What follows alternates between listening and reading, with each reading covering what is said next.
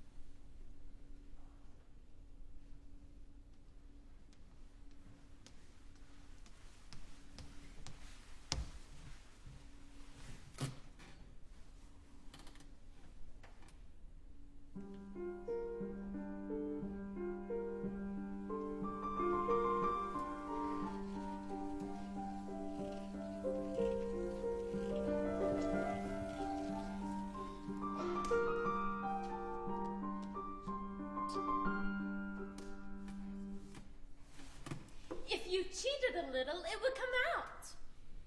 Solitaire is the only thing in life that demands absolute honesty. As a woman who has numbered kings among her lovers, I think my word can be taken on that point. What was I talking about? You said I should watch. Watch what? Well, it seems very unlikely to me, but you said I should watch for the night to smile. Everything is unlikely, dear, so don't let that deter you. Of course the summer night smiles. 3 times. But how does it smile? Good heavens, child, what sort of a nanny did you have? None, really, except Mother and the other actresses in the company, and the stage manager. Stage managers are not nannies. They don't have the talent. But if it happens, how does it happen? You get a feeling. Suddenly the jasmine starts to smell stronger, then a frog croaks, and then all the stars in Orion wink.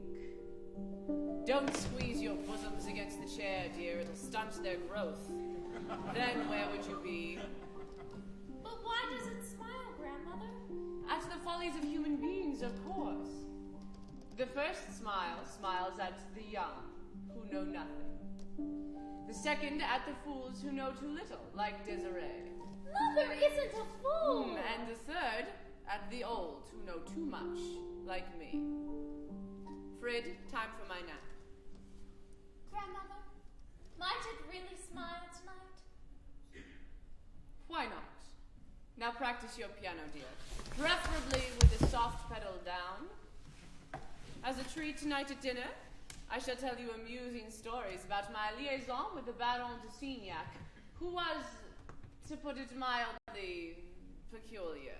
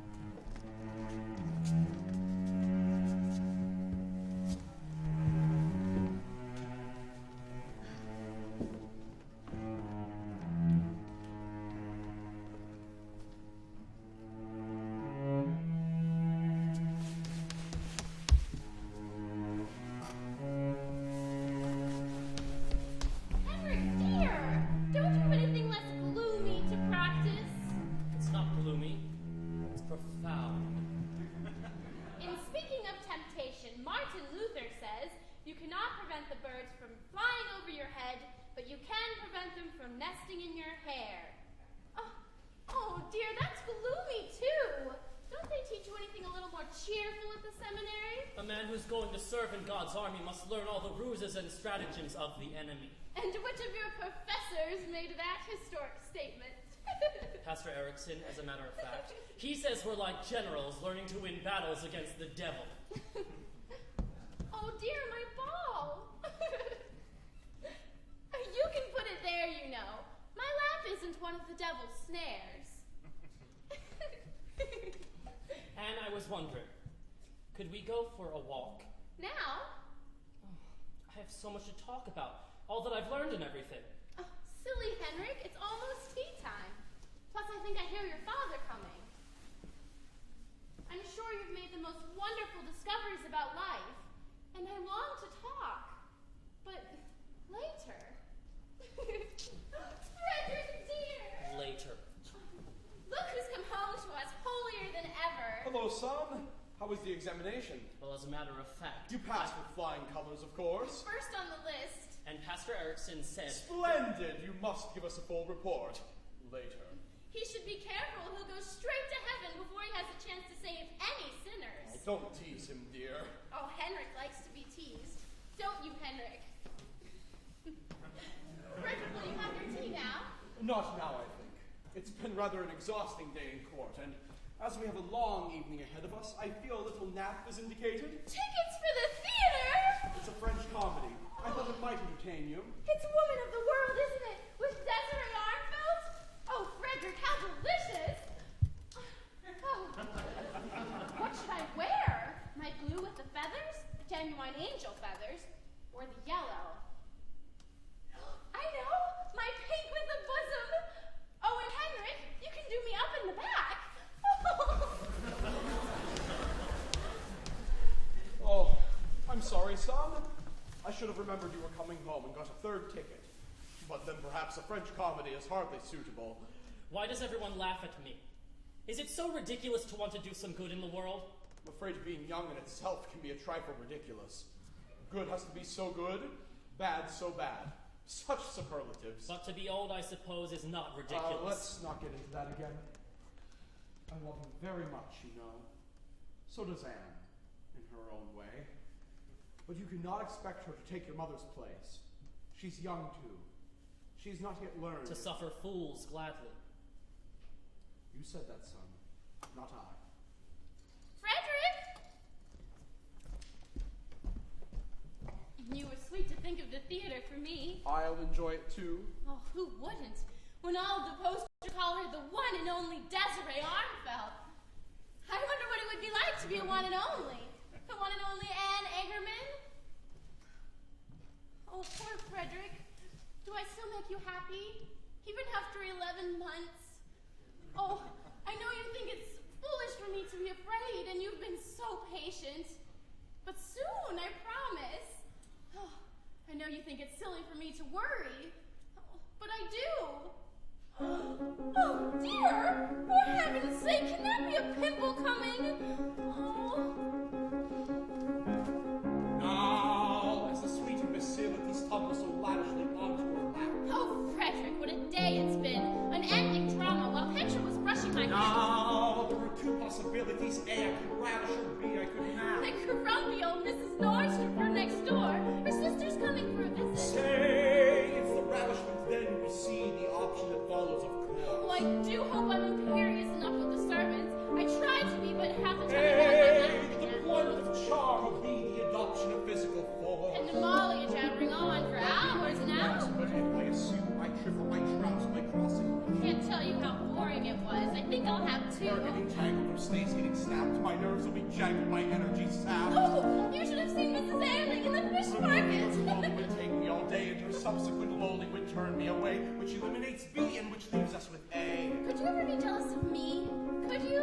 Like the Moor of Venice? Now, insofar as approaching it, one would be festive but have its effect. Shall I learn Italian? I think it would be amusing if the verbs aren't too irregular. Now, there are two ways of approaching it, A, the suggestive, and B, the direct. But then French is a much chicer language. Everyone says so.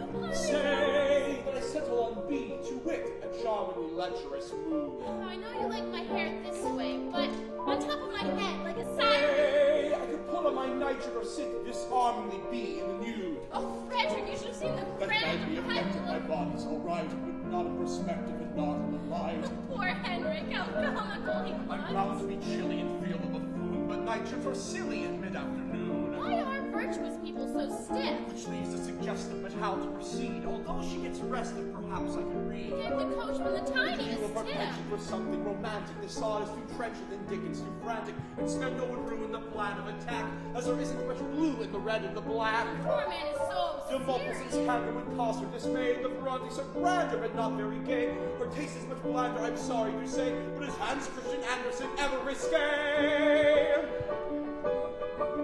Which eliminates A. Oh, and he said you are such a pretty lady. Now, with my mental facilities partially muddled and ready to snap. Oh, I'm sure about the bracelet, but earrings, which earrings? Now, there are possibilities still to be studied. I might as well nap. Mother's rubies? Oh, the diamonds are agony. I know. Now, I must adjust my original plan. Desiree Armfeld, I just know she'll wear the most glamorous gown. How shall I sleep half as deep as I usually can? Dear distinguished old Frederick. When now I still want and or love you. Now as always. Now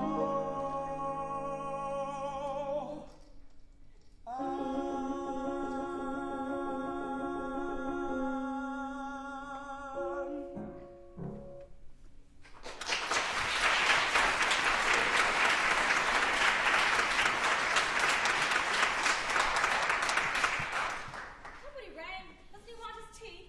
They're taking a nap. You smell of soap. I'm reading. Those old school teachers take a scrubbing brush to you every morning. Scrub you down like a dray horse. Get away from me. Oh, what a wicked woman I am. I'll go straight to hell. And don't walk like that. Like what? Like this? Stop it. Stop. Oh, careful! That's a new blouse. A whole week's wages in the lace extra.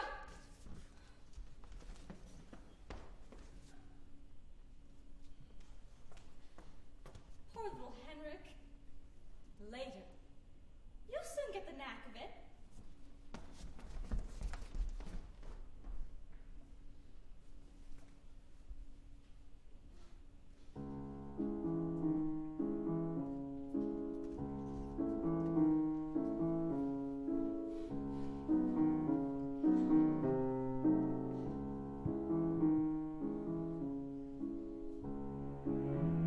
Later. When it's later. All you ever hear is later, Henrik. Henrik, later. Yes, we know, Henrik, oh, Henrik. Everyone agrees, Henrik, please, Henrik. You have a thought, you're fairly bursting with a personal discovery or problem, and it's what's your rush? Henrik, shush! Henrik, goodness, how you gush! Henrik, shush! Henrik, you murmur, I only, it's just that, for God's sake. Later, Henrik. Henrik. Who is Henrik? Oh, that lawyer's son, the one who mumbles. Short and boring, yes, he's hardly worth ignoring. And who cares if he's all damned? I beg your pardon. Up inside, as I've often stated, it's intolerable being tolerated. Reassure Henrik, poor Henrik, Henrik, you'll endure being pure, Henrik. Though I've been born, I've never been. How can I wait around for later? I'll be 90 on my deathbed in the late, or rather later, Henrik Egerman. doesn't anything begin?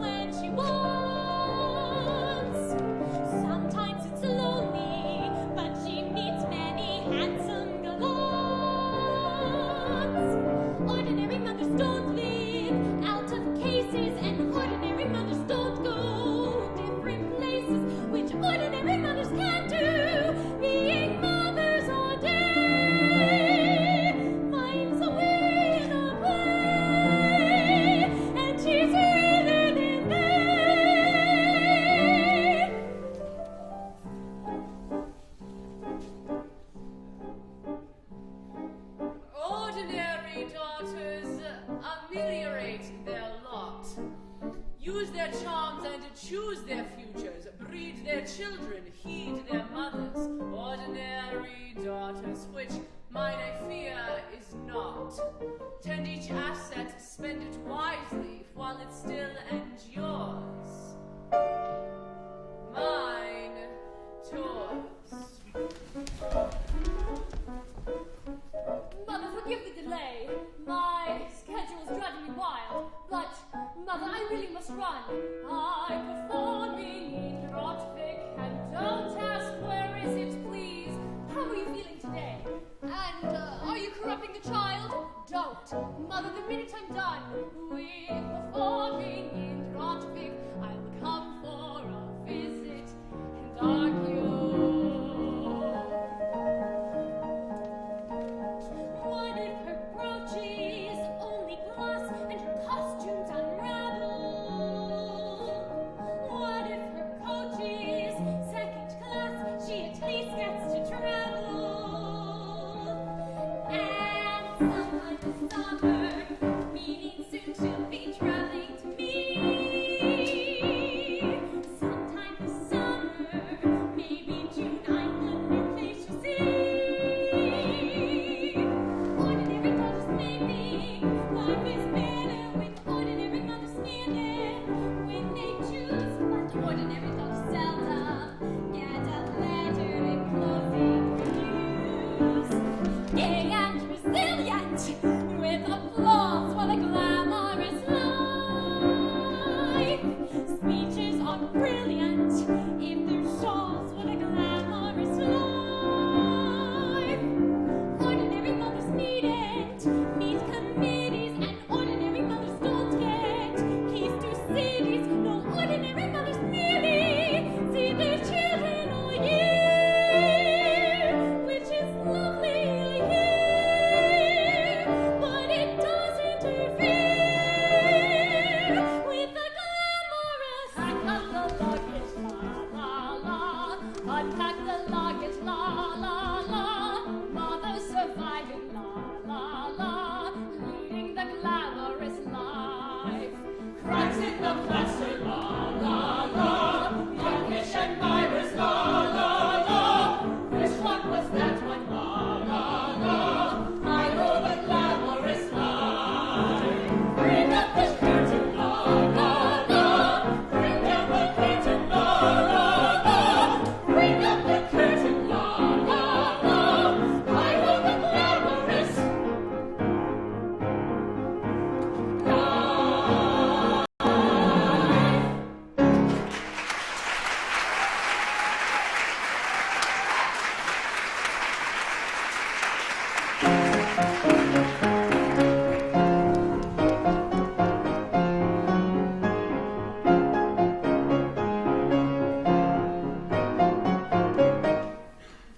Does she look like her pictures? Who, dear? Well, Desiree Arnfeld, of course. How would I know, dear? I only thought, You only thought what? well, Desiree is not a common name, and none of your typists and things are called Desiree, are they? My typists and things, in descending order of importance, are Miss Åsa Svensson, Miss Ona Nielsen, Miss Gerda Bjornsson, and Mrs. Amalia Lindquist.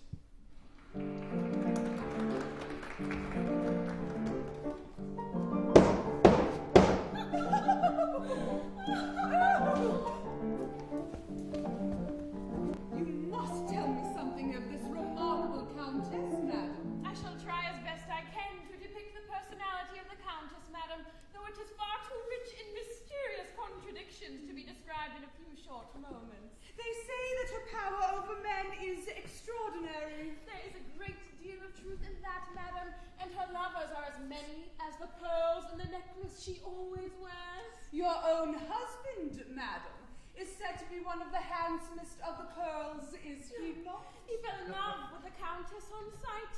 She took him for a lover for 3 months, and after that, I had him back. And your marriage was crushed? On the contrary, madam, my husband had become a tender, devoted, admirable lover, an exemplary father, and a faithful husband.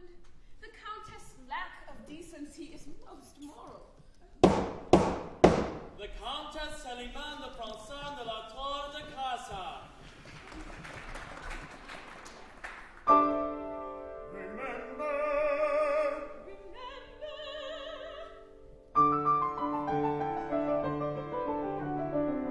The old deserted beach that we walked, remember? The cafe in the park where we talked, remember? The dinner on the boat that we chanted bells in the bottom cry. Oh, how we laughed, oh, how we cried, oh, how you promised, and now I lie. Remember, darling? The proprietress is good, also neglect. Yellow kingdom on the bed, remember, darling?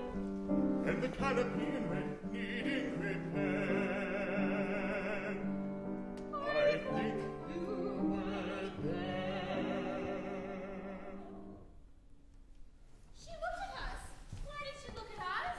Dear Madame Merville, what a charming mischance to find you here this evening. I don't think she looked especially at us. Oh, she did. She peered and then she smiled.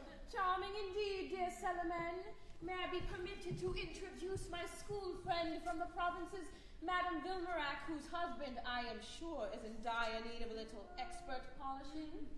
Oh, madam, you're all but legend to me. You must reveal the secrets of your success with the hardier sex.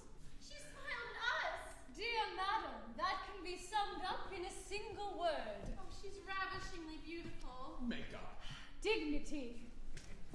Dignity? How can you be so sure if you've never seen her before? Hush! Dignity. We women have a right to commit any crime toward our husbands, our lovers, our sons, as long as we do not hurt their dignity. We should make men's dignity our best ally, and caress it, cradle it, speak tenderly to it, and handle it as our most delightful toy. Then a man is in our hands, at our feet, or anywhere else we momentarily wish him to be. I want to go home. Anne! I want to go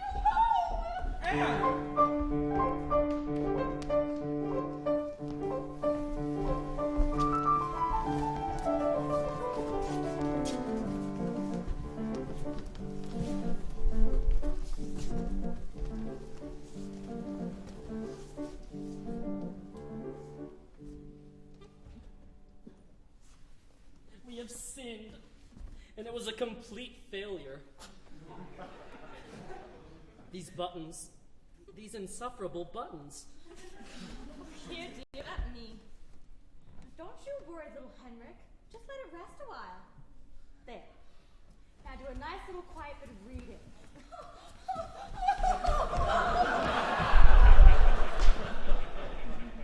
My, that was a short play. My wife became ill. I had to bring her home. Anne? Anne?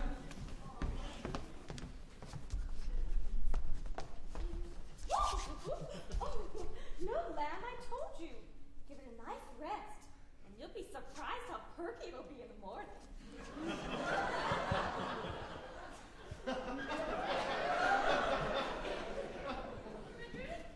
Yes, dear? Did you have many women between your first wife and me? When I think of what memories you have, I vanish inside. Well, before I met you, I was quite a different man. Many things were different. Better, worse, different anyway. Do you remember when I was a little girl and you used to come to my father's house and tell me fairy tales? Do you remember? Yes, I remember. Then you were Uncle Frederick, and now you're my husband. Isn't that amusing? You were so lonely and sad that summer, and I felt terribly sorry for you. So I thought to myself, poor thing, I'll marry him. Are you coming to bed yet? Well, not just yet. I think I might go out for a breath of fresh air. That wasn't a very amusing play, was it? Well, we didn't see that much of it. I wonder how old that Desiree Armfeldt woman could be. At least 50, don't you think? I wouldn't say that old. Well, good night. Good night. Remember, remember, remember, remember. Is she all right? Oh, yes, she's all right. It wasn't anything serious, was it? No, nothing serious. You don't think a doctor... I mean, I would hate for it to be something serious. Pray for her, son. Correction. Pray for me. Good night. Good night, Father.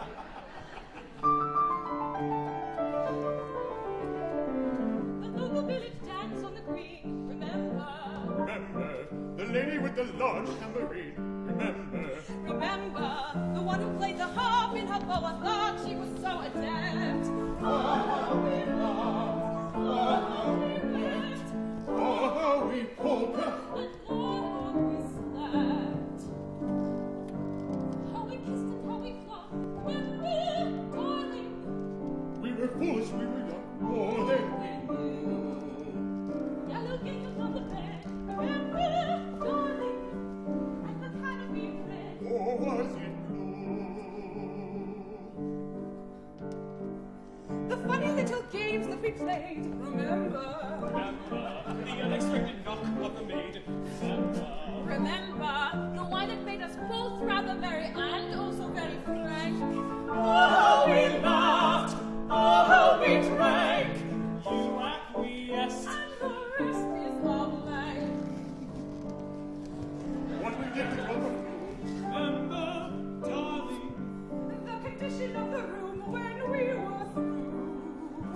Our adventures were unique. Remember, darling. I was limping for a week, you caught the flu. I'm sure it was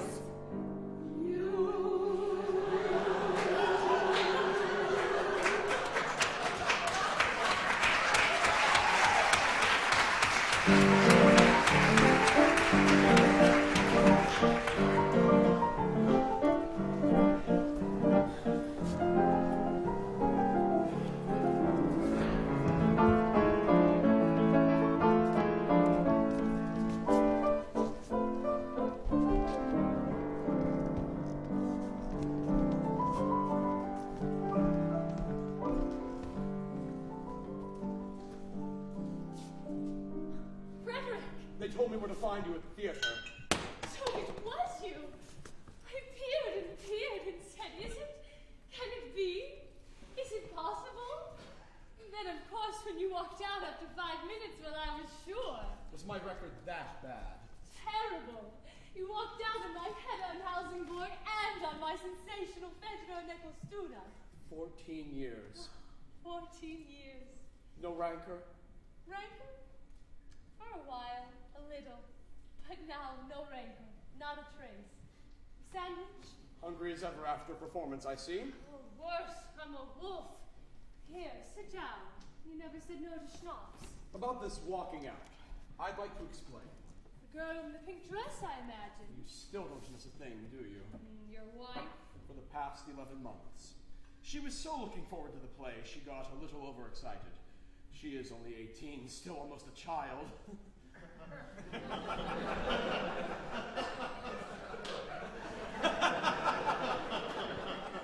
I'm waiting. For what? For you to tell me what an old fool I've become, to have fallen under the spell of youth, beginnings, the blank page. The page that has been written on. And rewritten. With great style.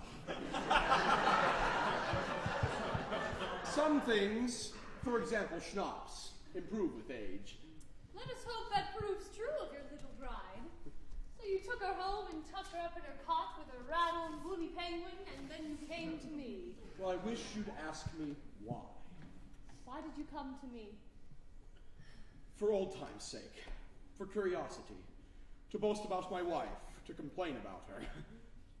Perhaps. Oh, hell, why am I being such a lawyer about it? This afternoon, when I was taking my nap. So you take afternoon naps now? Oh! Hush! Hush! I had the most delightful dream. About? You. do? Well, as a matter of fact, we were at that little hotel in Mellon.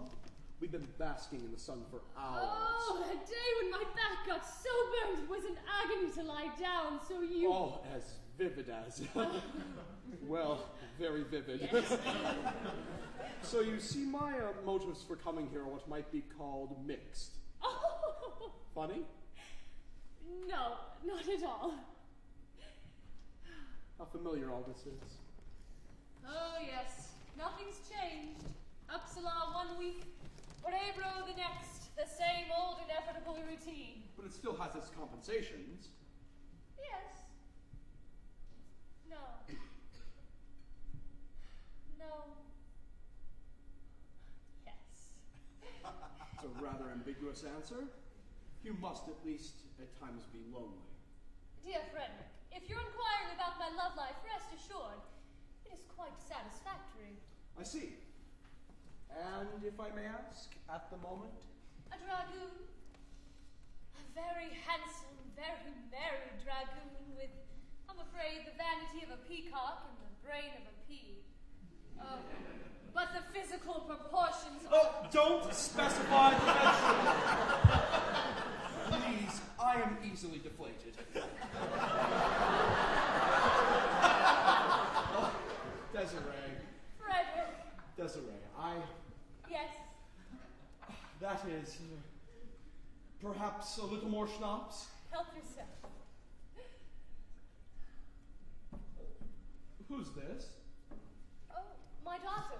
Your daughter. I had no idea. She happened. She is charming.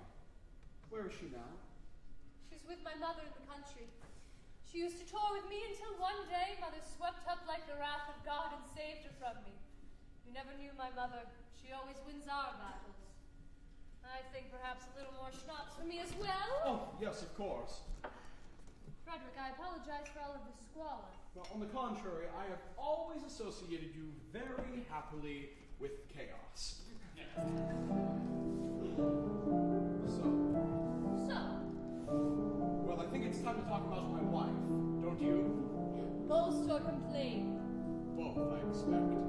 She lightens my sadness, she livens my days, she bursts with a kind of madness my well-ordered ways, my happiest mistake, the ache of my life. You must meet my wife.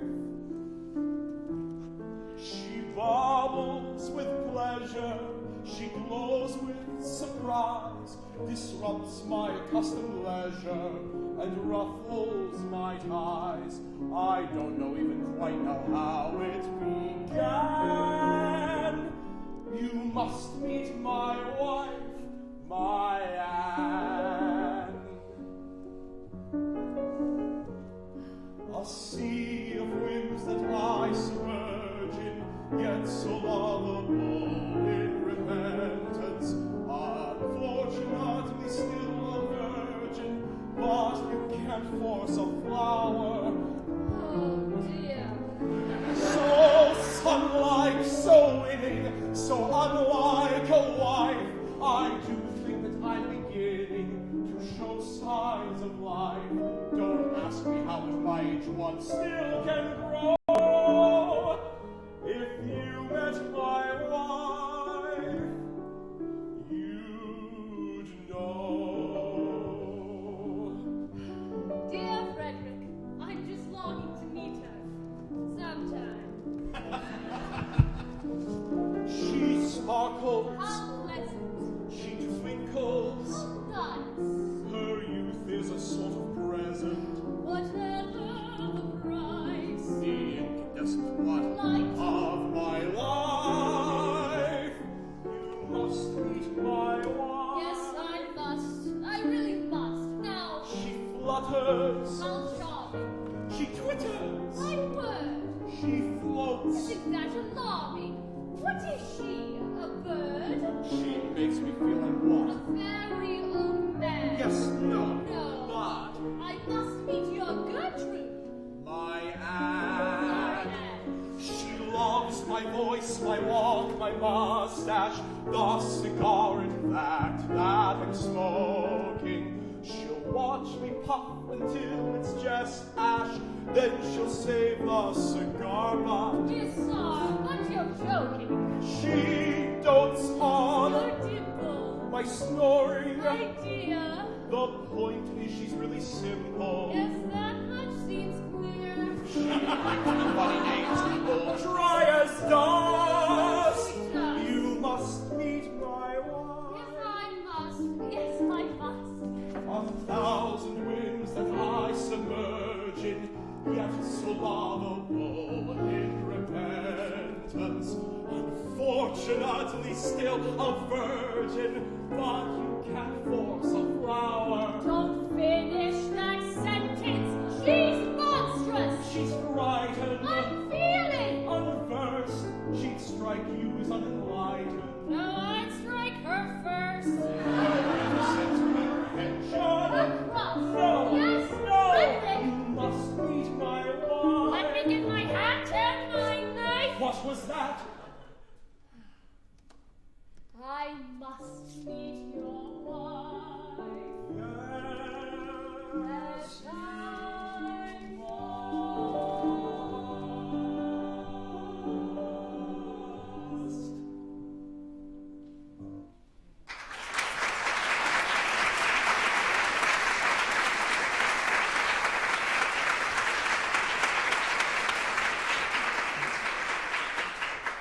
A virgin. a virgin. 11 months. 11 months. No wonder you dreamed of me. Well, at least it was you I dreamed of, which indicates a kind of retroactive fidelity, doesn't it? At least. Desiree, Yes. would it seem insensitive if I were to ask you, Say it, darling. What? would you? Why not? Of course. What are old friends for? Wait till you see the bedroom. Stockings all over the place, a rather rusty hip bath, and the Virgin Mary right over the headboard.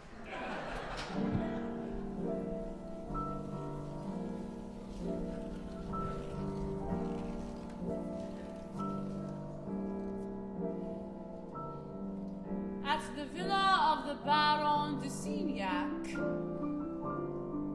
where I spent a somewhat infamous year. At the villa of the Baron de Signac, I had ladies in attendance, fire opal pendants, liaisons. What's happened to them? Liaisons today. Disgraceful. What's become of them? Some of them hardly pay their shoddy way. What once was a rare champagne is now just a simple little hock. What once was a villa at least is digs. What once was a gown with train is now just a simple little frock. What once was a sumptuous feast is figs. Ugh, no, not even figs.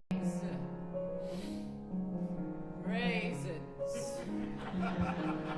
Ah, liaisons. Where was I? Ah, yes. At the palace of the Duke of Ferrara, who was prematurely deaf, but a dear. At the palace of the Duke of Ferrara, I acquired some position plus a tiny tuition. Liaisons, what's happened to them? Liaisons today. To see them, indiscriminate women, it pains me more than I can say.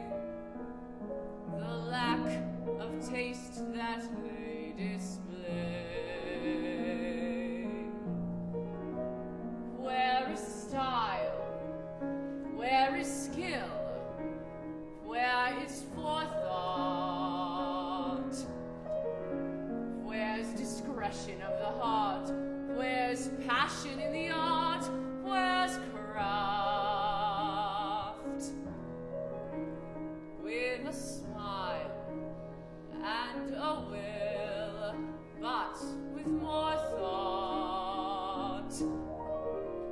I acquired a chateau extravagantly overstuffed. Too many people muddle sex with mere desire, and when emotion intervenes, the nets descend. It should on no account, or worse, inspire. It's but a pleasurable means to a measurable end. Why does no one comprehend? Let us hope this lunacy is just a trend. Where was I? Ah, yes. At the castle of the King of the Belgians. We would visit through a false chiffonier. At the castle of the King of the Belgians, who, when things got rather touchy, deeded me a duchy. Liaisons, what's happened to them? Liaisons today, untidy. Take my daughter, I taught her, I tried my best to point the way. I even named her Desiree.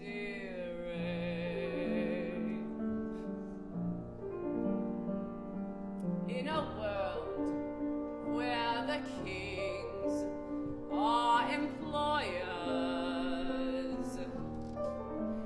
where the amateur prevails and delicacy fails to pay. In a world where the princes are lawyers, what can anyone expect except to recollect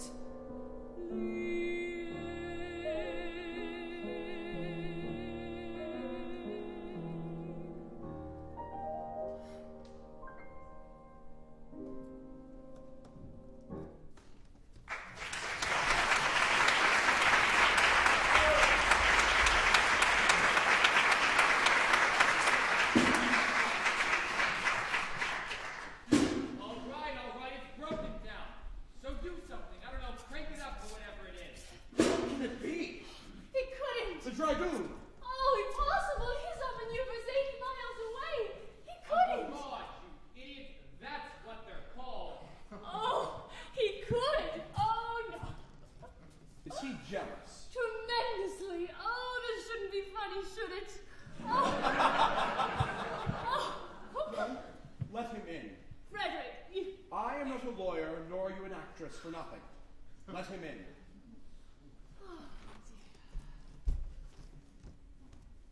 Carl Magnus, what a delightful surprise. Excuse my appearance, my new motor car broke down. From a neighboring garden. How lovely. Will you be staying long? I have 20 hours leave. 3 hours coming here, 9 hours with you, 5 hours with my wife, and 3 going back. Do you mind if I take off my uniform and put on my robe? Well, at the moment it's occupied. So I see. Mr. Egerman, Count Malcolm. Sir. Sir? Well, I feel I should give you an explanation for what may seem to be a rather unusual situation. For many years, I have been Miss Armfeldt's mother's lawyer and devoted friend. A small lawsuit of hers, nothing major, I'm happy to say, comes up in court tomorrow morning. And at the last minute, I realized there were some legal papers that required her daughter's signature. Although it was late and she had already retired... I'll let him in, of course. And then? The robe. Oh. Unfortunately, sir, while on my way to the water closet, through Miss Armfeldt's darkened bedroom, I inadvertently tripped over her hip bath and fell in. Miss Armfelt generously loaned me this garment while my clothes were drying in the bedroom. Well then, Miss Armfelt, I suggest you return to the bedroom and see whether this gentleman's clothes are dry by now. Yes, of course.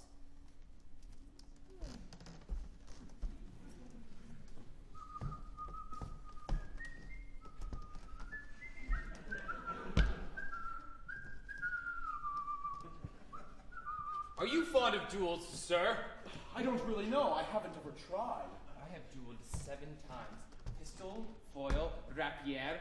I've been wounded 5 times. Otherwise, fortune has been rather kind to me. Oh, I must say I'm quite impressed. You see that portrait? The target will be the old lady. Her face, her eye. Bravo! Are you being insolent, sir? Of course, sir. They're not very dry. Oh, dear me. They certainly aren't, are they? Indeed. I imagine, Miss Armfelt, you could give this gentleman one of my nightshirts to change into.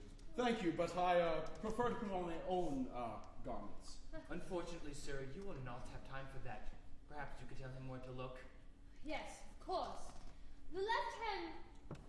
No. The right hand, bottom drawer of the... thing.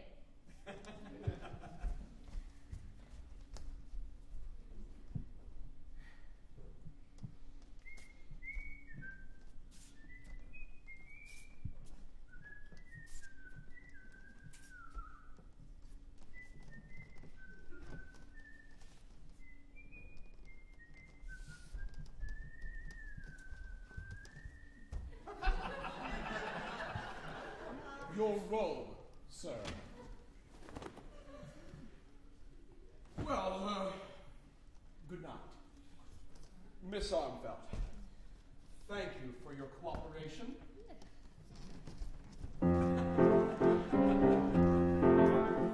She wouldn't, therefore they didn't. So then it wasn't, not unless it would she. She doesn't, God knows she needn't, therefore it's not.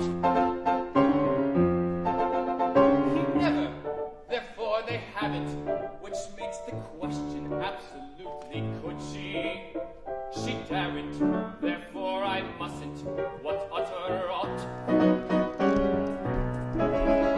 Fidelity is more than mere display, it's what a man expects from life. Fidelity like mine to Desiree, and Charlotte my devoted wife.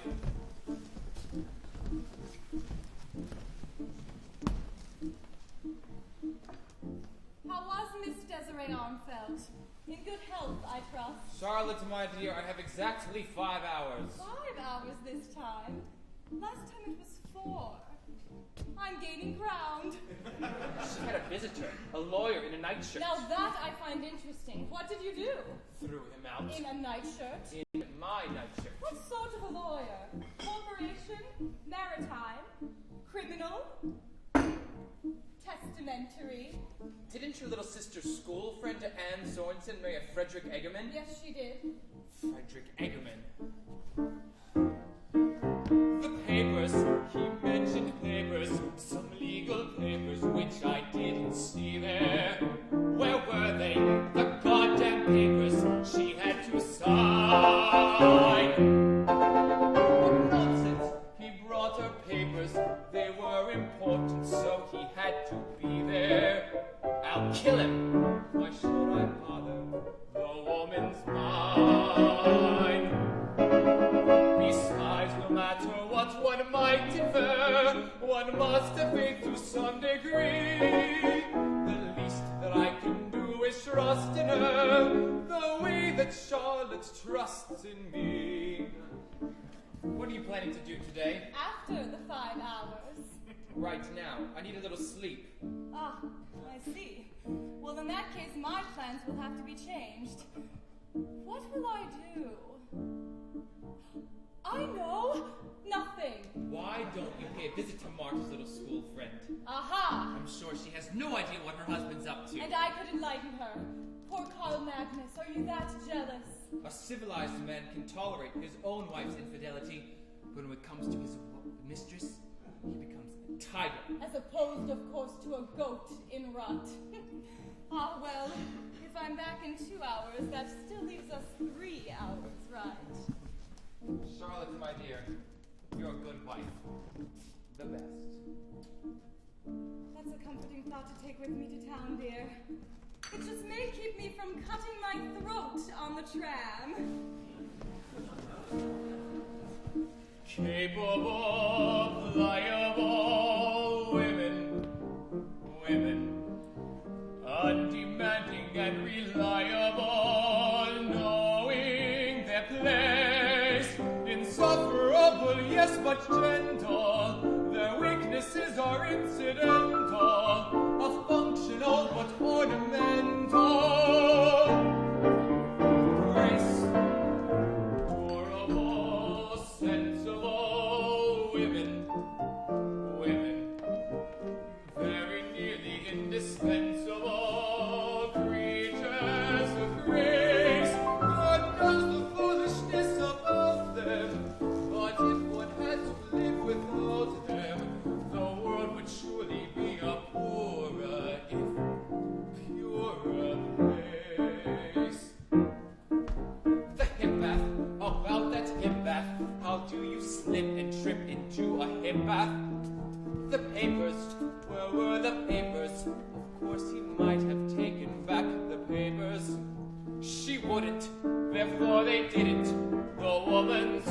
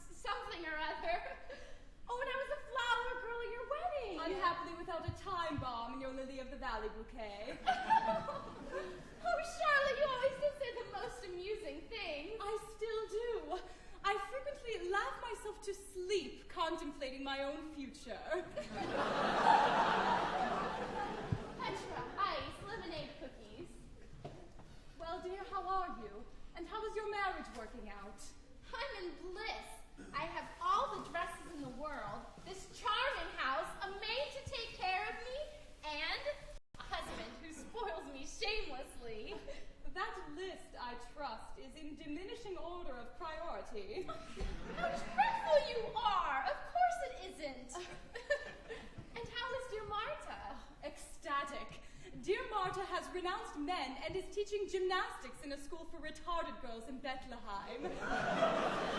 Which brings me, or should bring me, as my time is strictly limited, to the subject of men. How would you rate your husband as a man? I don't quite know what you mean. I will give you an example. As a man, my husband could be rated as a louse, a bastard, a conceited, puffed-up, adulterous egomaniac. He constantly makes me do the most degrading, the most humiliating things. Like...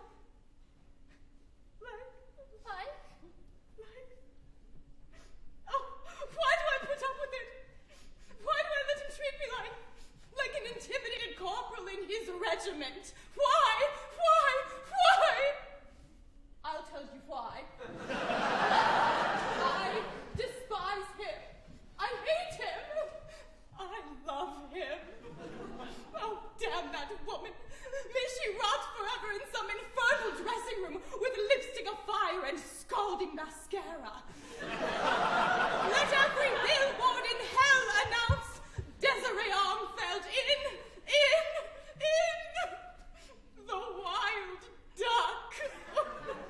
But Desiree Armfeld, what has she done to you? What has she not done? Enslaved my husband. Enslaved yours. Frederick! He was there last night in her bedroom, in a nightshirt. My husband threw him out and he is insanely jealous. And he told me to come here and tell you. And I'm actually telling you. Oh, what a monster I've become. Oh, Charlotte, is it really the truth? Frederick was there in a nightshirt. My husband's nightshirt. Oh, I knew it that day at the theater when she smiled at us. Oh, Anne. Lemonade, man. Lemonade, Charlotte. Lemonade. It would choke me.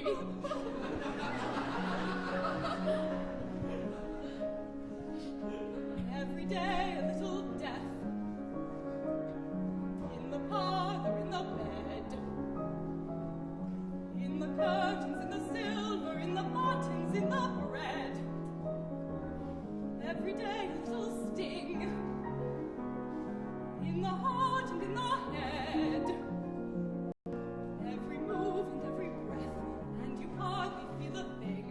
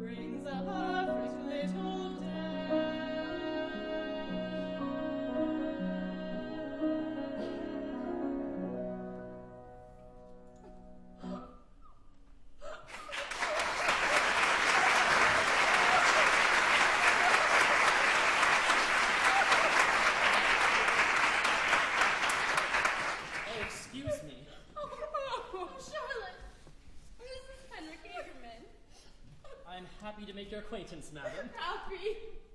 Who would ever be happy to meet me? And what is it? Nothing. What did that woman say to you? Nothing. Nothing at all. That can't be true. It is. It is. She merely told me that Marta Olafson, my dearest friend from school, is teaching gymnastics. Oh, Anne, if you knew how it upsets me to see you unhappy. Oh, I'm not unhappy. And you must know, ever since you married father, you've been more precious to me than... And Martin Luther. Can you laugh at me even now?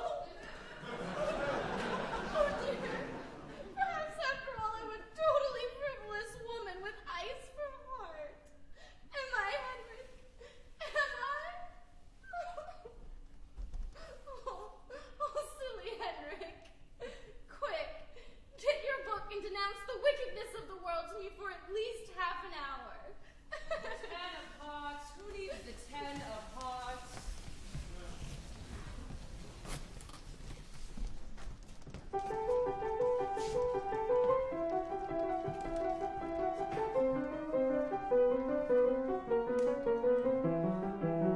Child, I'm about to give you your advice for the day. Very well, grandmother.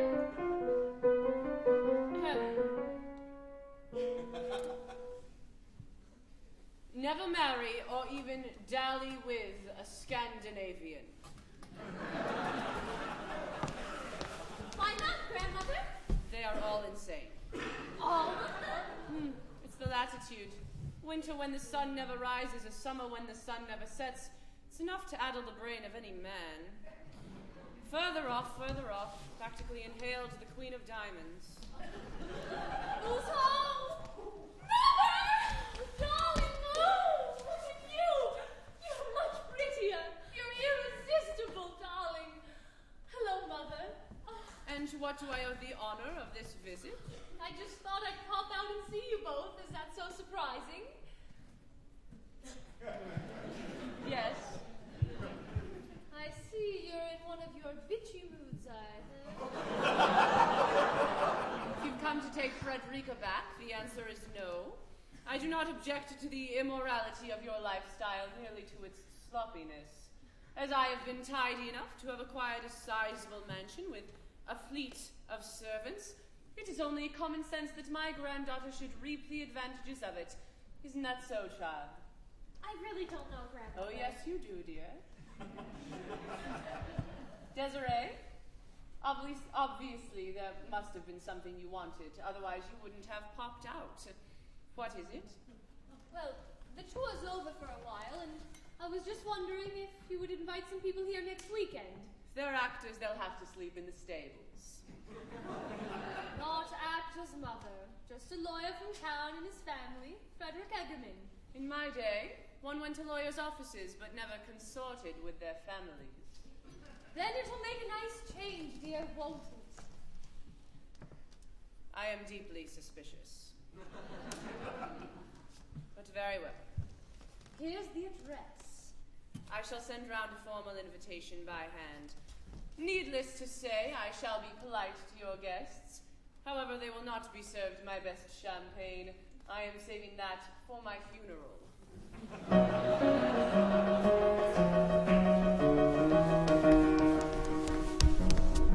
Am an invitation, dear man, fill in my hand. And when I go to the station, there is great, very grand. Petra, how too exciting, just when I need it.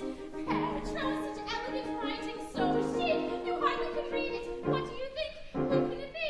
Give it me. No, here, let me. Your presence, just think of it, Petra, is kindly. It's at a chateau, requested, etc., madly, and art. Oh, no! A weekend in the country, we're invited. What a horrible what? A weekend in the country, I'm excited. No, you're not. A weekend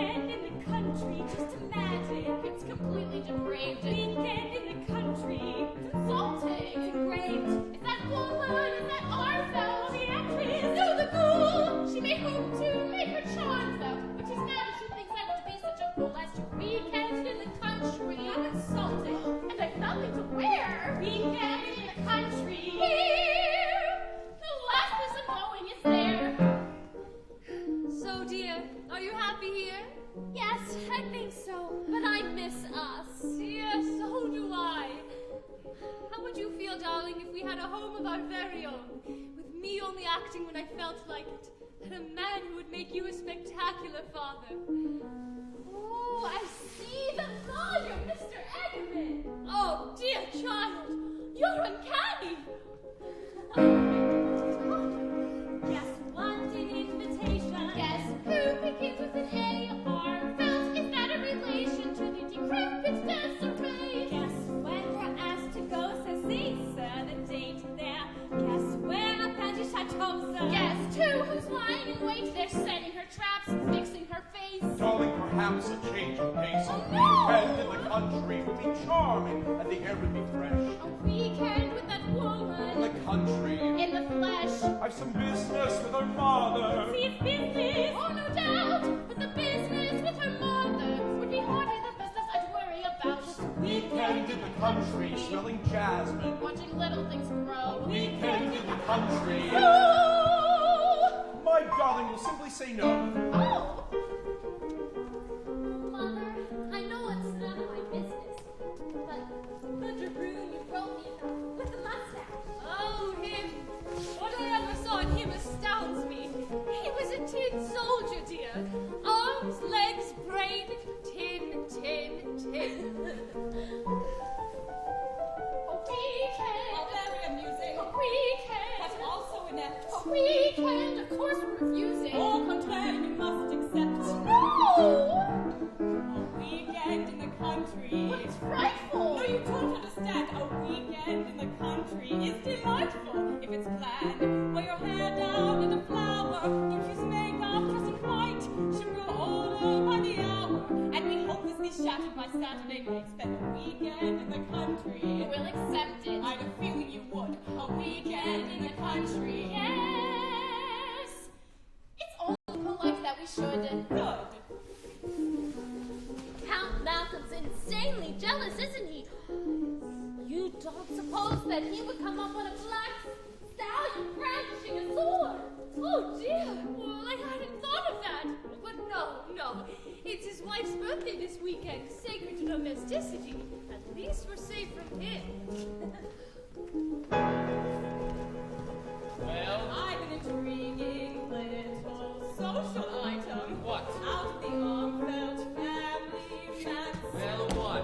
Merely a weekend still, I thought it might amuse you to know he's invited to go, this time with his pants. You don't mean I'll give you 3 guesses. she wouldn't. Reduce it to 2. It can't be. It's nevertheless is Eggerman. right for one for you. Aha!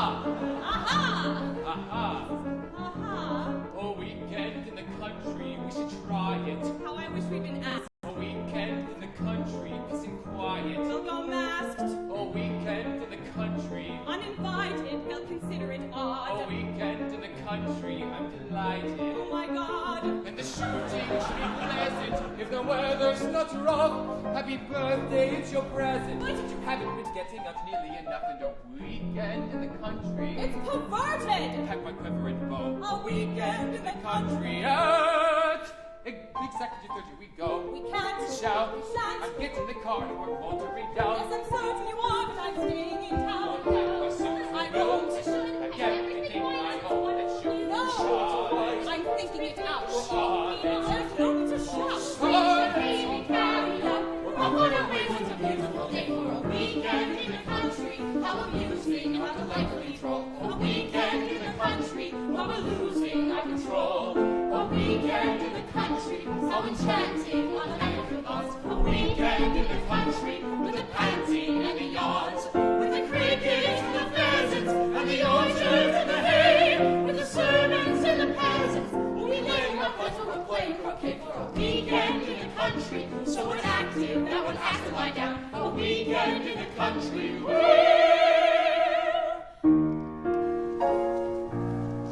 A weekend in the country, the bees in their hives, the shallow worldly figures, the frivolous lives, the devil's companions know not whom they serve. It might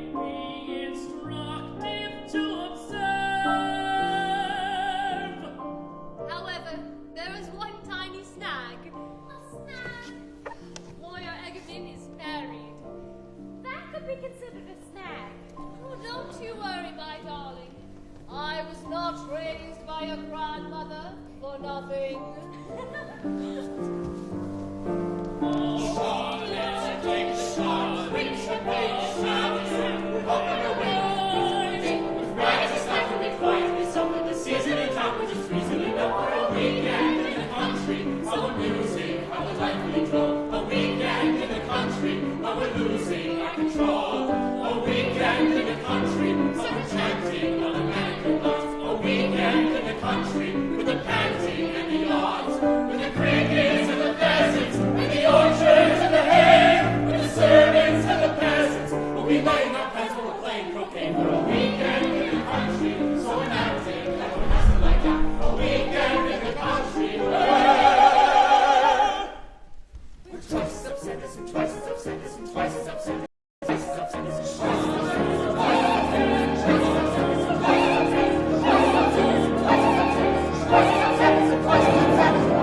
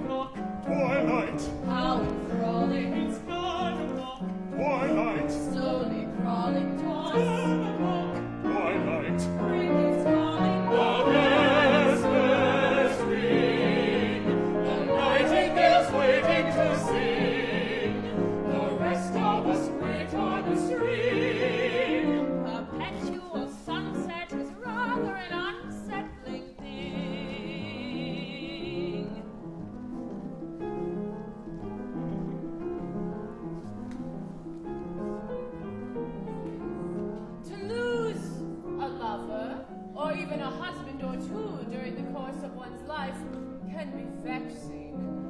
But to lose one's teeth is a catastrophe.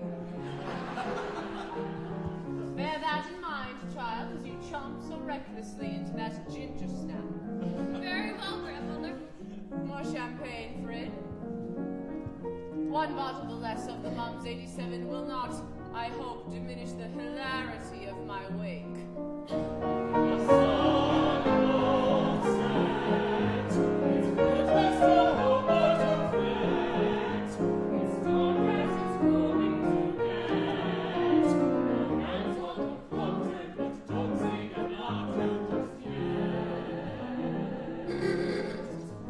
Oh, they're coming! Nonsense. But they are! Impossible. Any guest with the slightest grasp of what is seemly could not arrive before 5:15 on a Friday afternoon. Good God, you're right. Mama! Fred, we cannot be caught squatting on the ground like bohemians.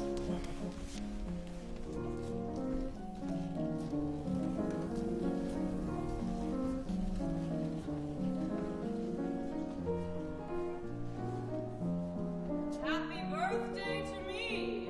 What was that? I really said. Oh, never mind.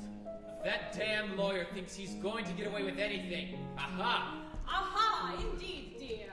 Watch him, Charlotte. Watch them both like Hawk. I know, dear. You're a tiger, I'm a hawk. We're our own zoo. Good day, sir. I wasn't aware you were to be a fellow guest here. Neither is Miss Armfelt. I hope our arrival will in no way inconvenience you. Not at all. Not at all. I am happy to see that you have gone yet another week without any serious wounds, sir. What's that? Wounds, sir? Oh, rapier, bow and arrow, blow dart. So you did come. Talk later. And your handkerchief. Thank you. You must have dropped it. Your book, Master Henrik? Thank you. You must have dropped it. Here, that's me. But you what? Oh, dear Mama! Ahem. Count Malcolm. My wife and I were in the neighborhood to visit her cousin. Unhappily, upon our arrival, we discovered the chateau quarantined for Plague. Since wife due back to maneuvers by dawn, we ventured to propose ourselves for the night. Why, yes, of course. Mother will be honored. Surprised, but honored. Countess Malcolm, I presume. You do indeed, Miss Armfelt.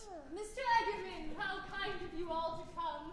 Mother will be overjoyed. Oh, it is your mother who is so kind in inviting us. Allow me to present my rather antisocial son, Henrik.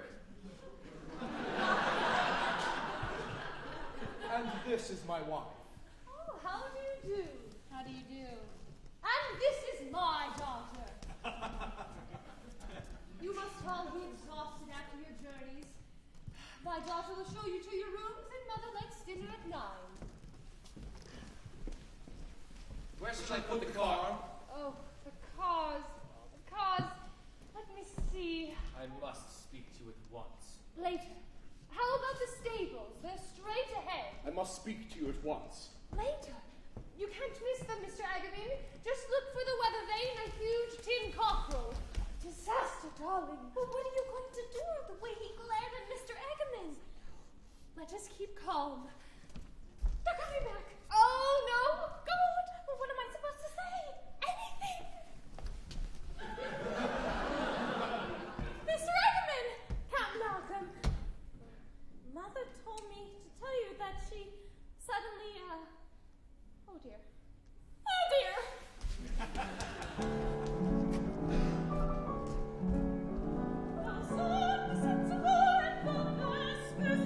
And the shadow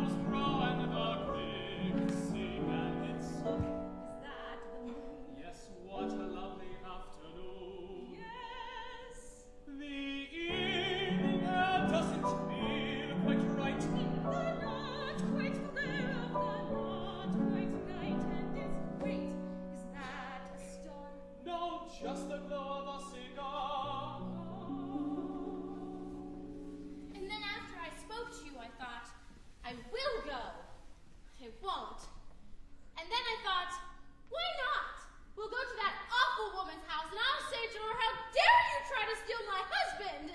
And at your age, you should have acquired at least some moral sense. And then in the car on the way down, I thought, oh dear, I'll never have the courage, and maybe it's all my fault, and I want to go home. Have no fears. Miss Armfelt has met her match. She has? Who? Me. When I told my husband, he instantly became a tiger. His word, of course. And then, as if from heaven, a plan flashed into my mind. Do you feel up to hearing my plan, dear? I shall make love to your husband. You too? Confident of my own charms, I shall throw myself into your husband's arms. He will succumb. Why not? Poor Magnus, in a storm of jealousy, will beg forgiveness and swear eternal fidelity. And as for Miss Desiree Armfelt, she will be back to peddling her dubious commodities elsewhere. At least that's the plan. Oh, how amusing! How very amusing! Poor Frederick serves him right, too. I'm not sure I appreciate that remark, dear. Ah, here you are, ladies. Oh, Mr. Eggerman, if you'll pardon my saying so, that's a simply ravishing cravat. It is. I can't remember when I've seen so seductive a cravat. The atmosphere's becoming heavy on spirit. The spirit unsteady, the flesh far too willing. Won't be perpetually ready, is what floating. But wait, the sun is dipping. When you're right, it's dropping. Look, at last it's slipping. Sorry, my mistake, it's stopping. Oh, I do agree that life at times can seem complicated. Complicated? If only you knew. Oh, Miss Armfelt, I'm not legitimate. I see.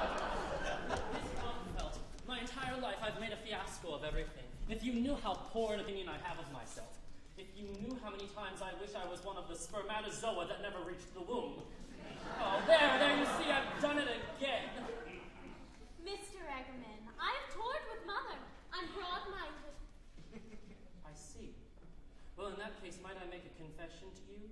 Of course. I hate to burden you on so slight an acquaintance, but bottling it up inside of me is driving me insane. Miss Armfelt, for the past 11 months, although I've been preparing to enter the ministry,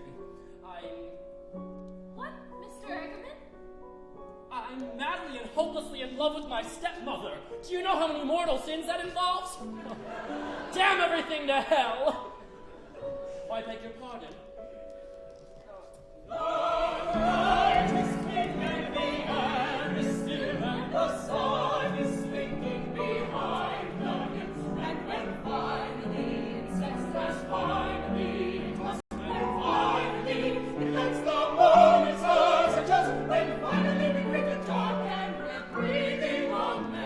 Surprise of surprises, it instantly rises again.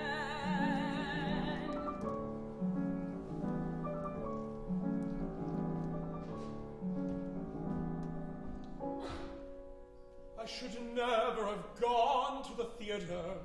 And I'd never have come to the country. If I never had come to the country, matters might have stayed as they were. Sir?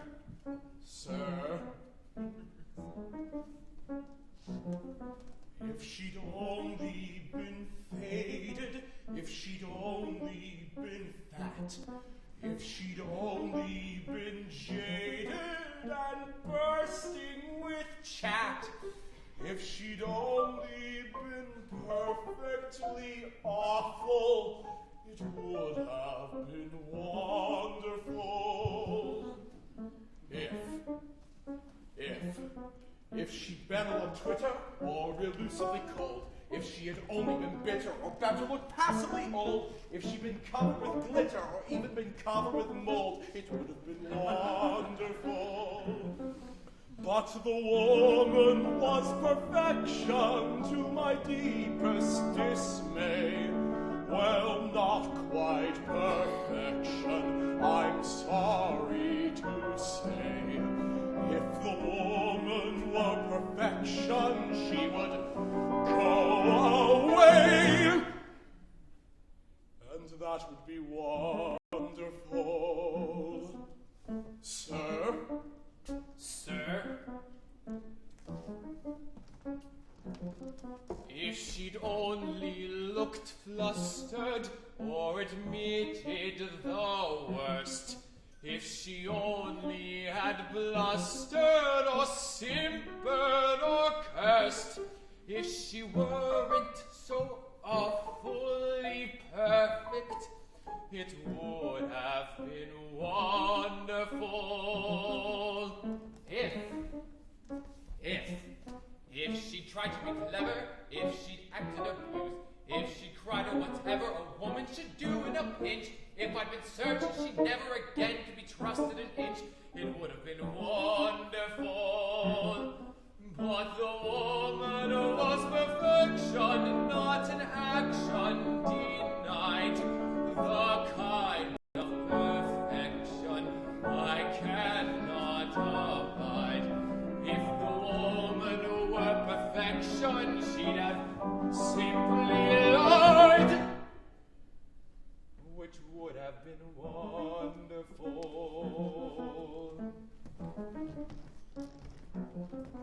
If she'd only been vicious, if she'd acted abused, or a bit delicious, or been even slightly confused, if she had only been sulky, or bristling, or balked, or bruised, it would have been wonderful.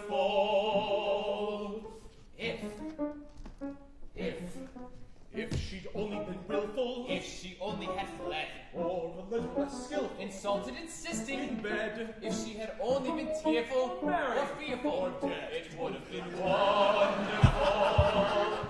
But the woman was perfection, and the prospects are grim. That lovely perfection that nothing can dim. Yes, the woman was perfection, so I'm here with him. Sir?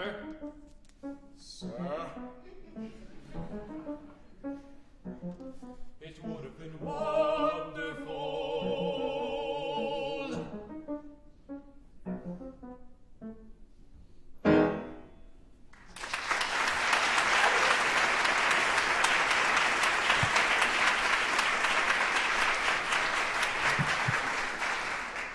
Excuse me, Count Malcolm. Mother said she would like to have a word with you in the green salon.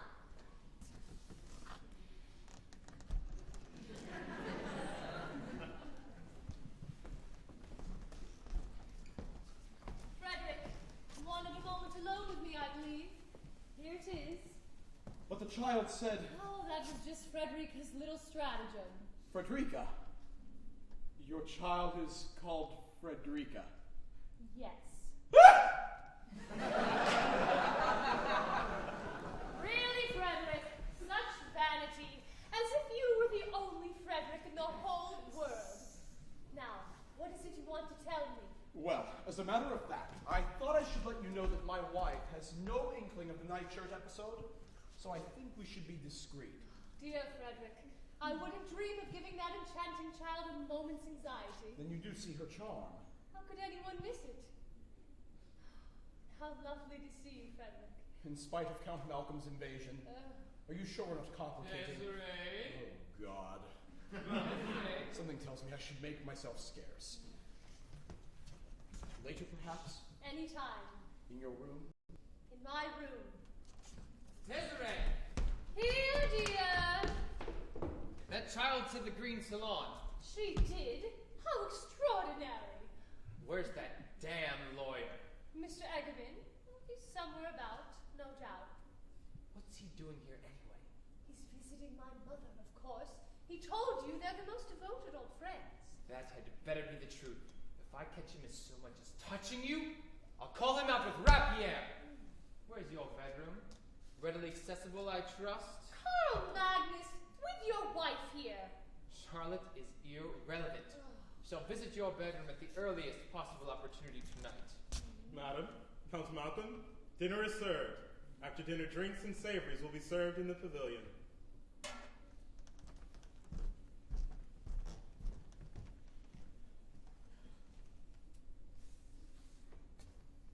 Dinner is served, Mr. Eggerman.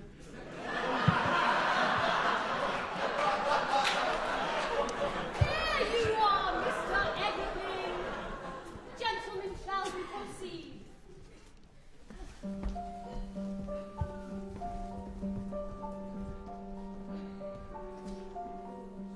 Perpetual anticipation is good for the soul, but it's bad for the heart. Perpetual anticipation is good for the soul, but it's bad for the heart. It's very good for practicing self-control. It's very good for morals, but bad for moral. It's so unnerving. It's very good not to have it so gossiping. Perpetual anticipations are delicate doors, needing to start, keeping control while falling apart. Perpetual anticipation is good, but it's bad for the heart.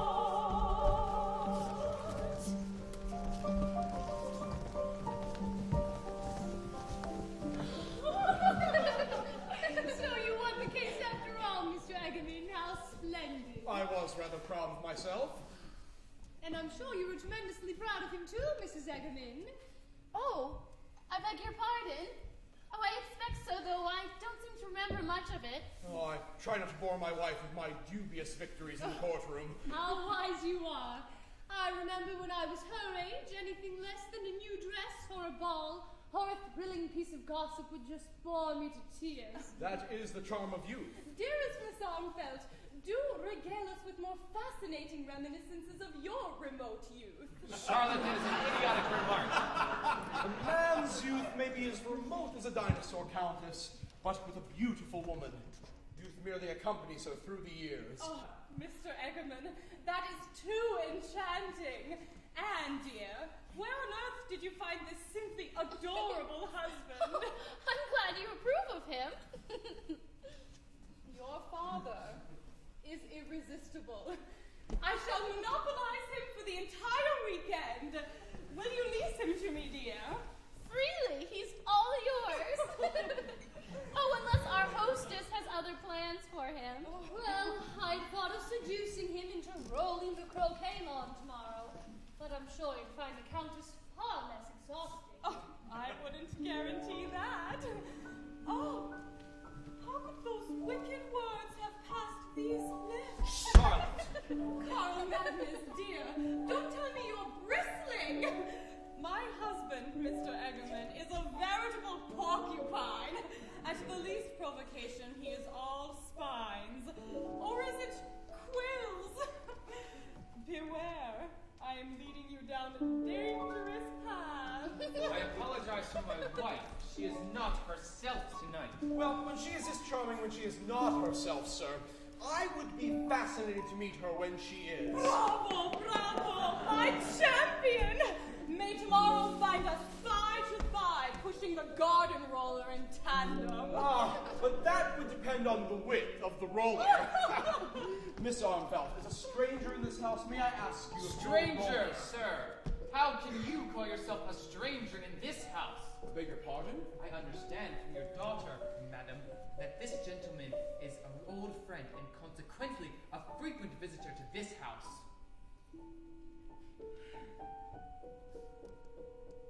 Are you addressing me, sir?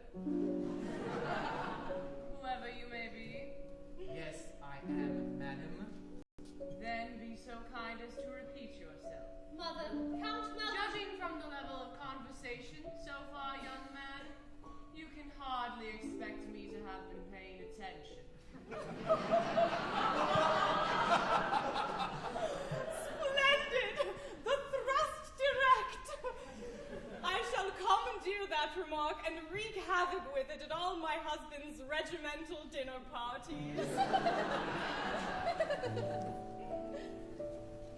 Ladies and gentlemen, tonight I am serving you a very special dessert wine. It is from the cellar of the King of the Belgians, who, during a period of intense intimacy, presented me with all of the bottles then in existence. The secret of its unique quality is unknown, but it is said to possess the power to open the eyes, even of the blindest among us, to life. To life. And to the only other reality, death.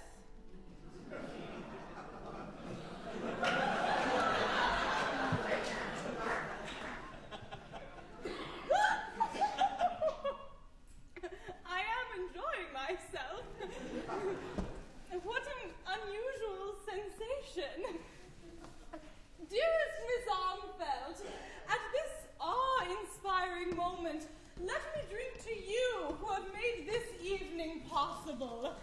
The one and only Desiree Armfeld, beloved of hundreds, regardless, of course, of their matrimonial obligations.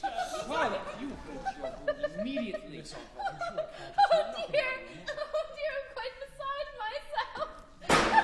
Stop it! All of you, stop it! Henrik! Are you reproving me? I think if I were you, I would sit down. Sit, Henrik. Stand, Henrik. Am I to spend the rest of my life like a lapdog at your command? Am I to allow such filthy pigs talk in front of the purest, the most innocent, the most wonderful? I despise you all! Oh, Henrik! How comical you look! Smash this too! Dear, why don't you just smash this too? Smash every glass in the house if you feel like it. And you? You're an artist. You play Ibsen and Racine. Don't any of the artist's truths come through to you? Are you no better than the others? Why don't you just laugh at us all, my dear? Wouldn't that be a solution? How can I laugh when life makes me want to vomit?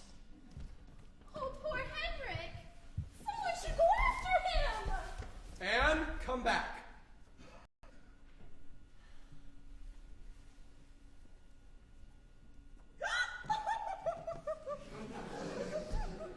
Dear Countess, may I suggest you try holding your breath for a very long time?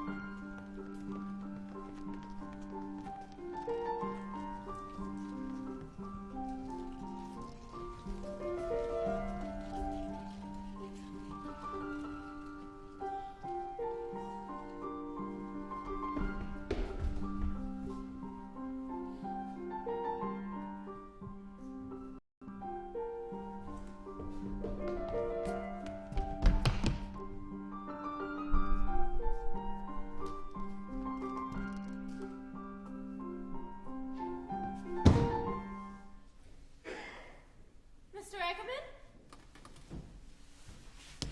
Mr. Ackerman!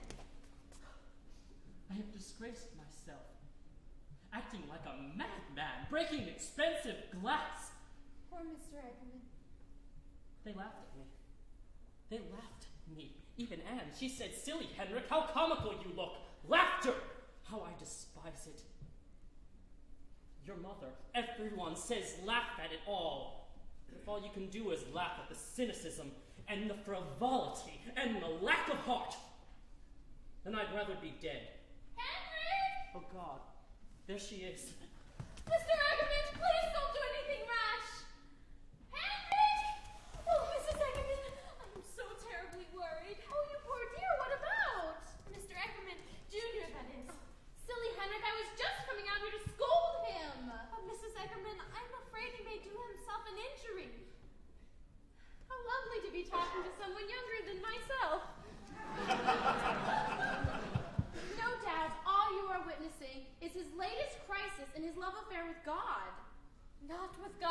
Mrs. Eggerman. With you. Me? You may not have noticed, but he's madly, hopelessly in love with you. Is that really the truth? Yes. He told me so himself. The poor dear boy. How ridiculous of him. And yet how charming. Oh, dearest Frederica, if you only knew how insecure I constantly feel and how complicated the marriage state seems to be. Oh, I adore dear Frederick, of course, but... But Mrs. Eggerman, he ran down towards the lake. To gaze over the ornamental waters. How touching. Let us go find him then. Such a good-looking boy, isn't he? Such long, long lashes.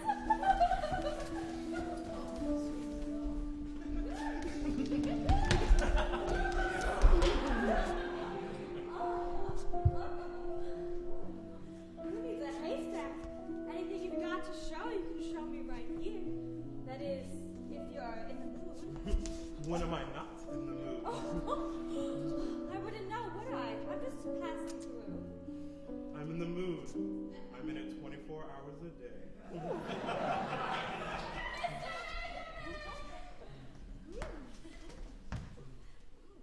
What are they up to? Henrik! Henrik! Oh, them, what are they ever up to?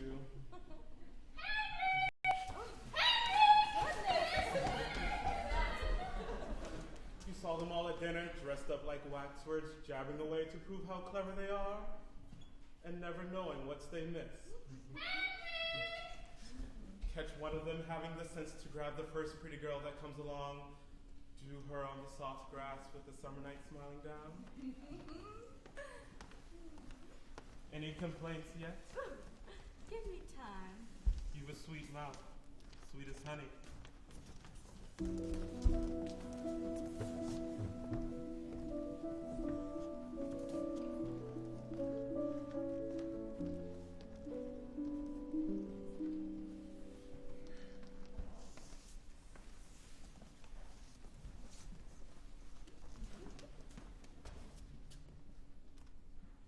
Your dragoon and his wife are glowering at each other in the green salon.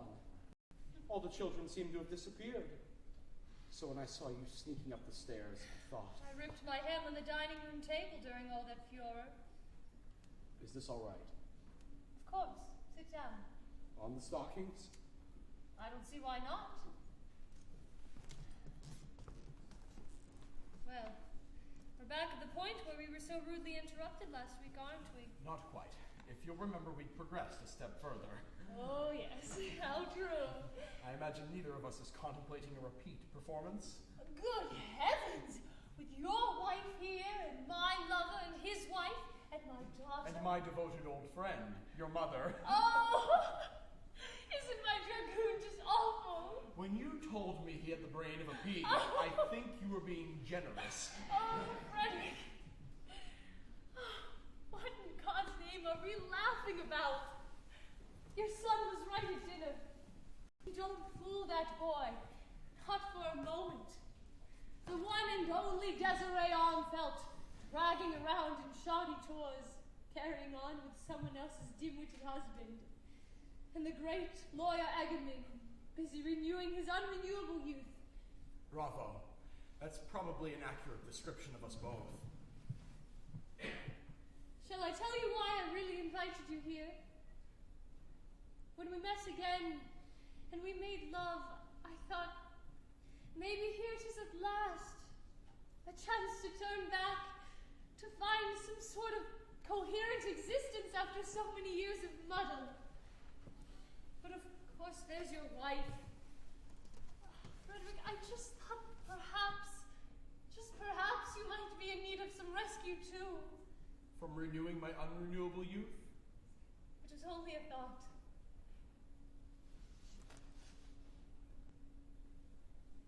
When my eyes are open and I look at you, I see a woman who I have loved for a very long time, who entranced me all over again when I came to her rooms, who gives me such pleasure that, in spite of myself, I came here for the sheer delight of being with her again.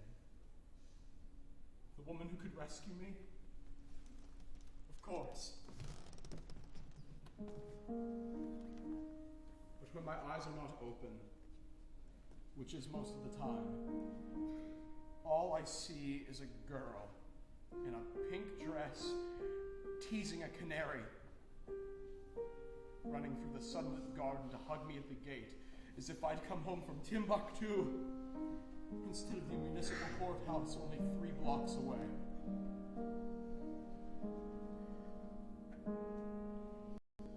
Isn't it rich?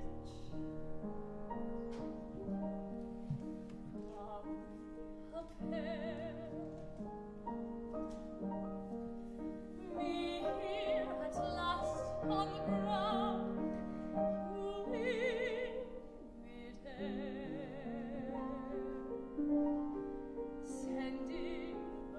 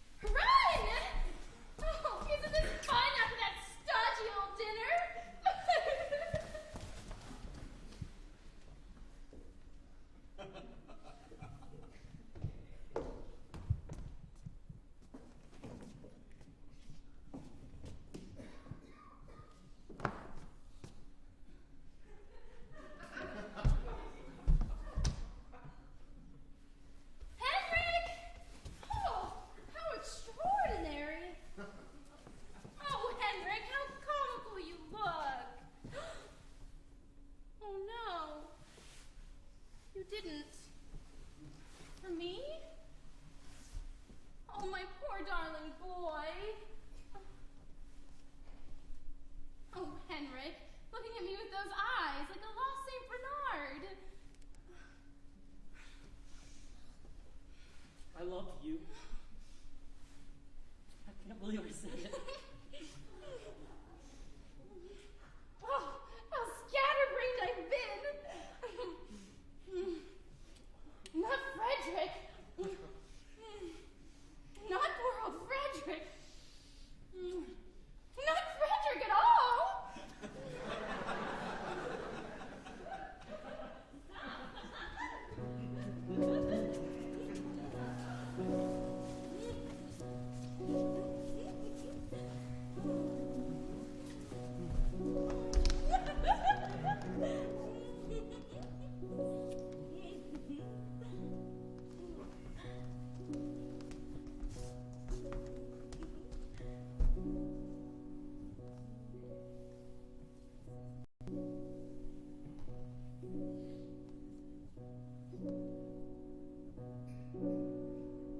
I shall marry the miller's son. Pin my hat on a nice piece of property. Friday night for a bit of fun. We'll go dancing. Meanwhile, it's a wink and a wiggle and a giggle on the grass, and I'll trip the light fandango. A pinch and a diddle in the middle of what passes by. It's a very short road from the pinch and the punch to the paunch and the pouch and the pension. It's a very short road to the 10,000th lunch and the belch and the grouch and the sigh. In the meanwhile, there are mouths to be kissed before mouths to be fed, and a lot in between in the meanwhile. And a girl ought to celebrate what passes by. Or I shall marry the businessman. 5 fat babies and lots of security. Friday nights, if we think we can, we'll go dancing. Meanwhile, it's a push and a fumble and a tumble in the sheets, and I'll pitch the quick fantastic. Strings of confetti in my petticoats away up high. It's a very short stretch from the fling that's for fun to the thigh pressing under the table. It's not much of a stretch to the cribs and the croup and the bosoms that droop and will dry. In the meanwhile, there were mouths to be kissed before mouths to be fed, and there was many a tryst and there was many a bed to be sampled and seen in the meanwhile. And a girl ought to celebrate what passes by. Or I shall marry the Prince of Wales. Pearls and servants and dressing for festivals. Friday nights with him all entails. We'll have dancing. Meanwhile, it's a rip in the bustle and a rustle in the hay, and I'll pitch the quick fantastic with flings of confetti in my petticoats away up high. It's a very short day from the fling that's for fun to the thigh pressing under the table. It's a very short day till you'll stop with just one, or it has to be done on the sly. In the meanwhile, there are mouths to be kissed before mouths to be fed, and many a tryst and there's many a bed. There's a lot I'll have missed, but I'll not have been dead when I die. And a person should celebrate every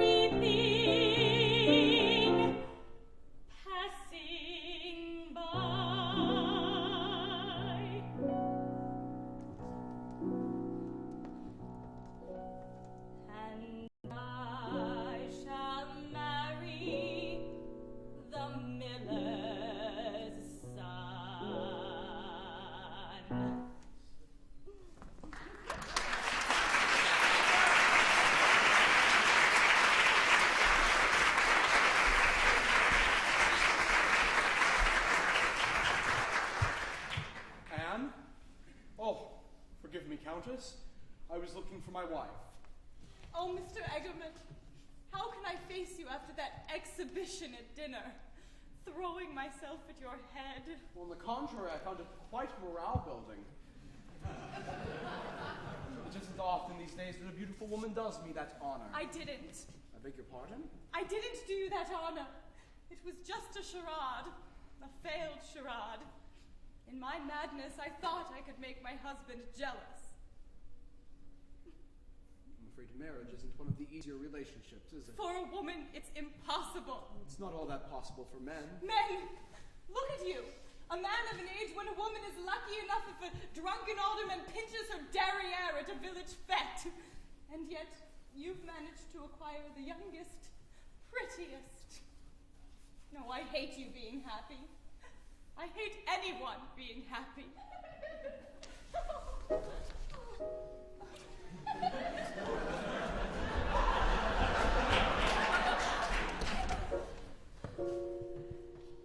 The gig should be ready at the stable. Oh, I do hope the horses are smart. I detest riding the gig when the horses are not smart. Think of how I adore you. Think of how much you love me. If I were perfect for you, wouldn't you tire of me so? Let all the birds nest in my hair. Oh, silly Henrik, you missed the train!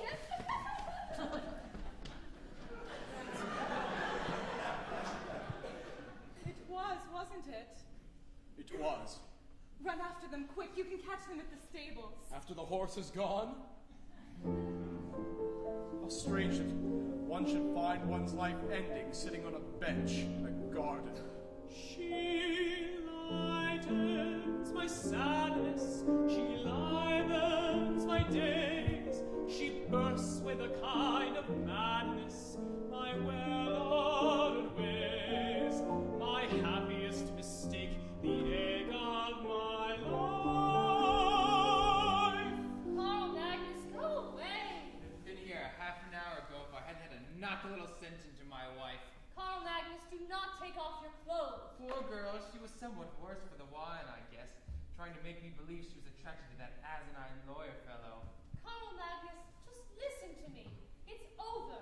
It was never anything in the first place, but now it's over. Of all people, that lawyer, scrawny as a scarecrow and without a hair on his body, probably. Carl Magnus, do not take off your trousers. Poor girl, she'd slash her wrist before she let any other man touch her. But even if, under the influence of wine, she did stray a bit, how ridiculous to think that I would so much... Good God! What is it? It's her and him sitting on a bench and she's touching her. You dirty, rotten, scoundrel, conniving swine! Any man who thinks he can lay a finger on my wife. Carl Magnus, what are you doing? My dueling pistol. Carl Magnus! A great deal seems to be going on in this house tonight.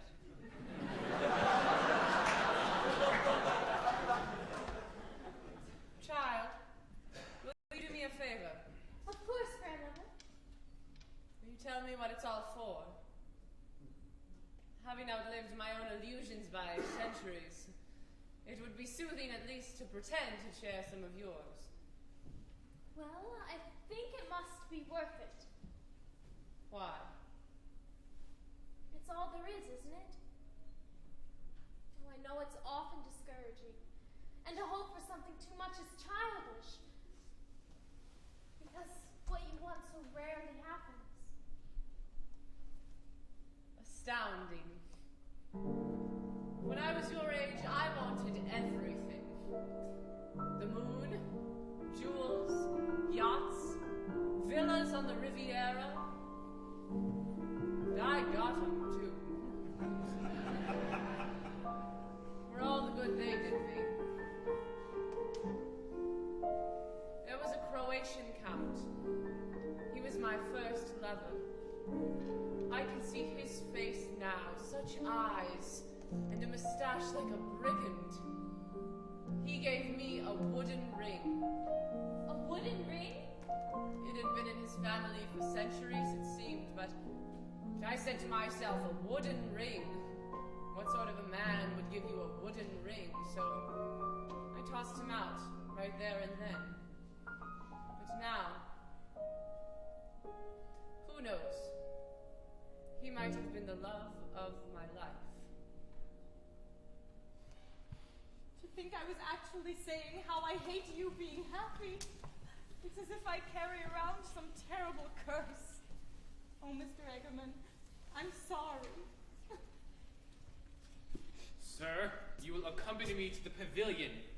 Carl Magnus! I think the situation speaks for itself. Carl Magnus, dear, you won't be too impulsive, will you? Whatever the provocation, I remain a civilized man. The lawyer and I are merely going to play a little Russian roulette. Russian roulette? Well, sir, are you ready? I beg your pardon? Ready for what? Russian roulette! Oh, Russian roulette. That's with a pistol, isn't it? And you spin the... Well, why not? Excuse me, madam. A weekend in the country. So dear, And one has to lie down. A weekend in the country. Where? Where's Twice upset us in town. What is it?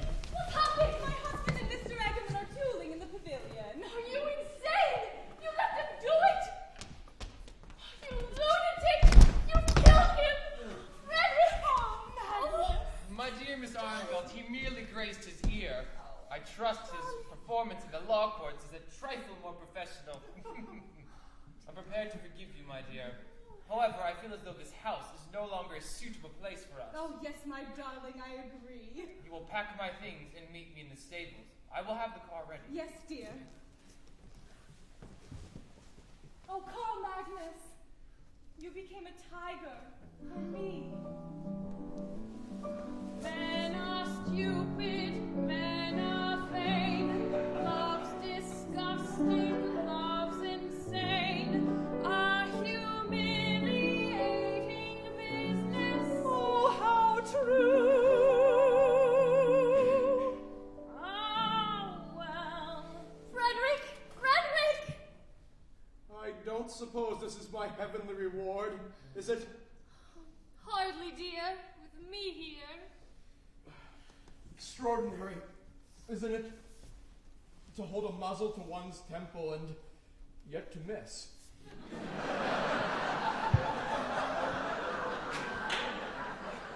A shaky hand, perhaps, is an asset after all. Does it hurt? It hurts. Spiritually. I imagine you've heard about the evening's other event? No. What? Henrik and Anne. They ran off together. Frederick. Well, I think I should get up and confront the world. Don't you?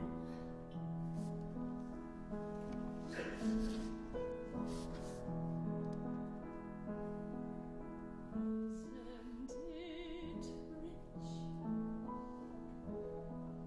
Are we a pair? You here at last on the ground? You admitted. Are your knees wobbly? No. No, it seems not. In fact, it's hardly possible. But Was that a farce? my fault, I fear. Me as a merry-go-round. Me as King Lear. How unlikely life is.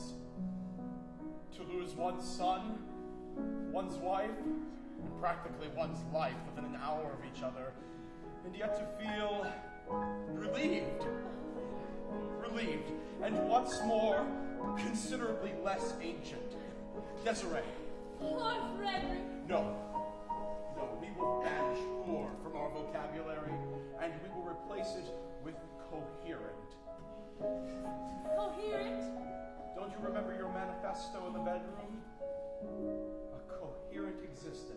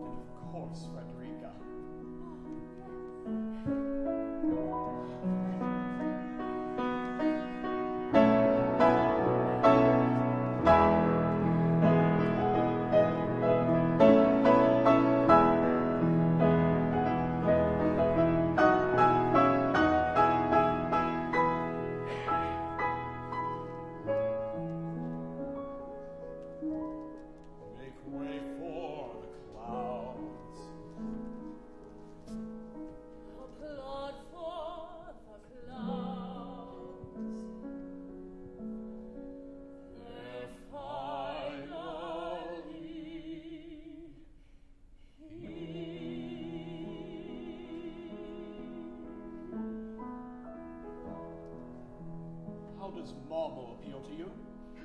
It'll be high sunburn season. Why not? Why not? Oh, God, Rick! What is it?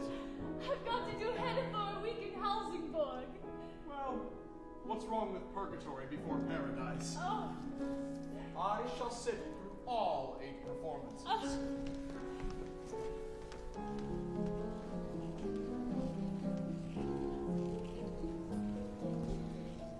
Don't you think you ought to go to bed, Grandmother? No. I shall stay awake all night in fear of missing the first cockcrow in the morning. He's come to be my only dependable friend. Grandmother? What, dear? I've watched and watched, but I haven't noticed the night smiling. Ah, young eyes are not ideal for watching. They stray too much. The night has already smiled. Twice. It has twice? For the young and the fools? The smile for the fools was particularly broad tonight. So there's only the last to